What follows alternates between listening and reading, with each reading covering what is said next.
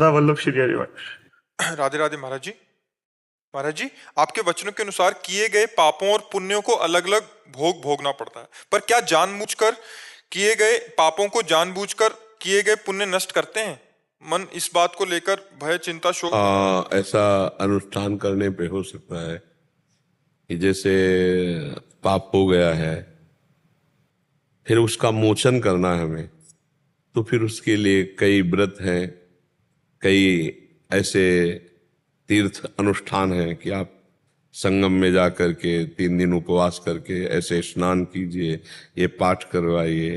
तो कई ऐसे अनुष्ठान, जैसे ब्रह्म हत्या हो जाए, परिस्त्री गमन हो जाए, कई तरह के महत् पाप हो जाए, यदि हो गए हैं और वो जीव अब अंदर से व्याकुल हो चुका है कि मैं अब कभी गलती नहीं करूंगा, लेकिन इसका प्रायश्चित होना चाहिए, तो फिर श्रीमद् भागवत महापुराण का जैसे पाठ है और संतों को उनकी सेवा कर देना, तीर्थ याटन में जाकर के ब्राह्मणों को बुलाकर विविध शास्त्रों के अनुष्ठान करवाना शास्त्र पद्धति से, तो फिर पाप का प्रायश्चित हो जाता है। या स्वयं जैसे चंद्रायण व्रत है, बड़ा कठोर व्रत, इससे बड़े बड़े पापों का शमन हो जाता है।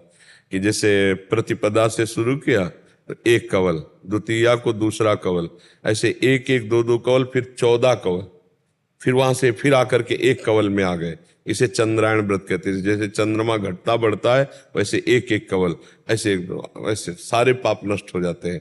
तो शास्त्रों में कई, और सबसे ज्यादा महत्वपूर्ण है नाम संकीर्तनम यस्य सर्व पाप प्रणाशनम। भगवान के नाम का कीर्तन करना, नाम जप करना, इससे सारे पाप नष्ट हो जाते हैं। अगर नष्ट ना होते तो भगवत प्राप्ति होती ही नहीं, कोई परमानंद को प्राप्ति नहीं कर पाता। तो इसलिए उसको फिर अनुष्ठान रूप में करे। जब हमें पता है कि हमसे पाप हो गया, जैसे एक बार हम आ रहे थे तो वर्षा का समय था और कच्चा मार्ग था, ये अंधेरा था, टार्च थी नहीं, मांग के खाते थे कोई टार्च, तो पच्च से ऐसे पैर हुआ तो देखा झुक करके मेढक मर गया।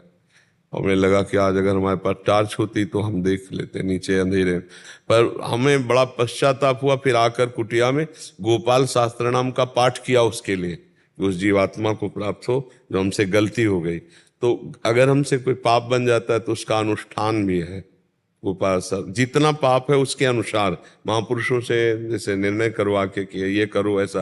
अब जैसे आप गिरिराज जी की परिक्रमा लगा रहे हैं, पाप नष्ट हो जाएंगे। दंडवती परिक्रमा लगा रहे हैं और पाप नष्ट हो जाएंगे। जितना कष्टपूर्ण तीर्थवास, जितना कष्टपूर्ण व्रत, जितना कष्टपूर्ण हम साधन करते हैं, उतने ही पाप भस्म हो जाते हैं। तो ऐसा होता है। महर्षि, दैनिक क्रिया में मैं नौकरी में हूँ, तो वहां नौकरी में इस प्रकार के पाप हैं जो हमें पता है कि हमसे हो रहे हैं और हमारी मजबूरी है वो करना। अब उनसे हम बच के नहीं निकल पा रहे हैं, तो उनको हम इस प्रकार से कम करने का प्रयास करते हैं। जैसे कोई अनैतिक धन है तो उसे हम कहीं दान पुण्य में लगाएं। नहीं, वो फिर नहीं ठीक रहेगा। हमारी बात को आप समझिए कि अगर जैसे आपने किसी संत को रुपए दे दिए तो अधर्म से आए हुए धन से वो जब संत प्रयोग करेंगे तो उनकी बुद्धि में अधर्म का ही प्रकाश होगा। अधर्म ही बार बार प्रेरित करे, गंदी बातें प्रेरित करेंगी। हाँ, ये जरूर है कि अगर अधर्म का पैसा हो तो रोग निवृत्ति के लिए अस्पताल में दे दे या गौ सेवा में दे दे, ये तो चले, लेकिन संतों को अधर्म का पैसा न दे, नहीं तो बुद्धि संतों की खराब हो जाएगी और भजन में बाधा। जरूरतमंद व्यक्ति को जरूरतमंद किसी व्यक्ति को कोई आवश्यकता हो, हाँ, ऐसा भी कर सकते हैं ऐसा। पर हमें लगता है प्राथमिकता पहले 2 की दें। एक तो औषधि, जहाँ ऐसे चैरिटेबल हैं जहाँ मतलब फ्री में डॉक्टरी की जाती है, या गौ सेवा। गौ समर्थ है वो सब खा पी के, तो हमें लगता है कि ऐसा कर लो। लेकिन कोशिश ये करो कि जैसे कोई गरीब आदमी है, उससे पैसा लिया गया या किसी भी तरह उससे धन, तो उसकी हाय साथ में आएगी, वो दान पुण्य करने से भी नहीं जाएगी। आप कह रहे हैं कि ऐसी व्यवस्था है, आप कह रहे हैं कि ऐसी हमारी विवशता है, हाँ, तो हम उसके लिए नहीं, तो हमें लगता है कि ले ही क्यों, गंदा हाथ करे ही क्यों गंदा हाथ करे। जब हमें धोना ही है तो गंदा हाथ ही हम क्यों करें। जब हमें देना ही है किसी को तो हम गंदा हाथ क्यों करें?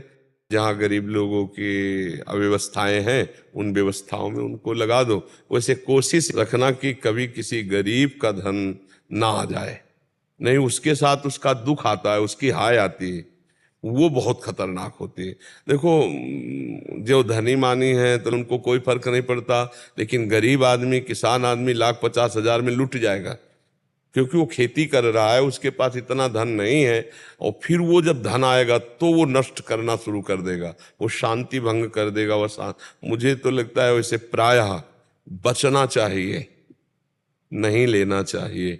महर्षि बहुत बदलाव आया है। पहले हम पूरी तरह से इन चीजों में लिप्त थे, लेकिन 1 साल से ज्यादा हो गया आपके शरण में आए, जीवन में बहुत बदलाव आया है। पूरी तरह तो नहीं सुधर पाए, लेकिन पर धीरे धीरे और देखो, रिंच टाइट करते जाओ और एक एक चूड़ी। कोई भी गलत कार्य होने पर ऐसा लगता है जैसे हमारे अंतरात्मा पे श्री राधा राधा राधा लिखा हुआ है, और गलत काम होते ही ऐसा लगता है जैसे किसी ने पाइपलाइन लगा के धो दिया हो। बिल्कुल बिल्कुल बिल्कुल बिल्कुल बिल्कुल सत्य है, बिल्कुल सत्य है आपका अनुभव। पर बहुत अच्छे आदमी हो, आगे बढ़ो आप। हम देखो, आगे बढ़ो, हिम्मत करो, असत रूपी दलदल से निकलो, गंदी बात रूपी दलदल से पूरे निकल जाओ।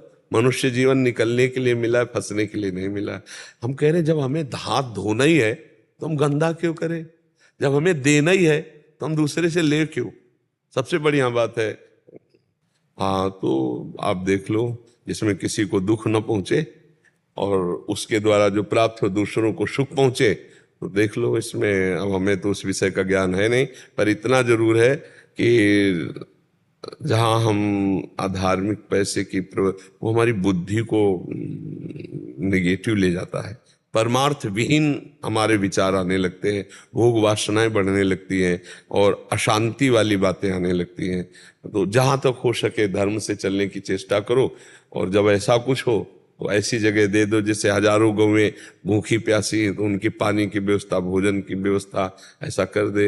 या बहुत से ऐसे लोग हैं कि ऐसे रोग से पीड़ित हैं और औषधि की व्यवस्था नहीं, तो जहाँ ऐसी व्यवस्था हो वहाँ थोड़ा सहयोग कर दे, ऐसा कर दे।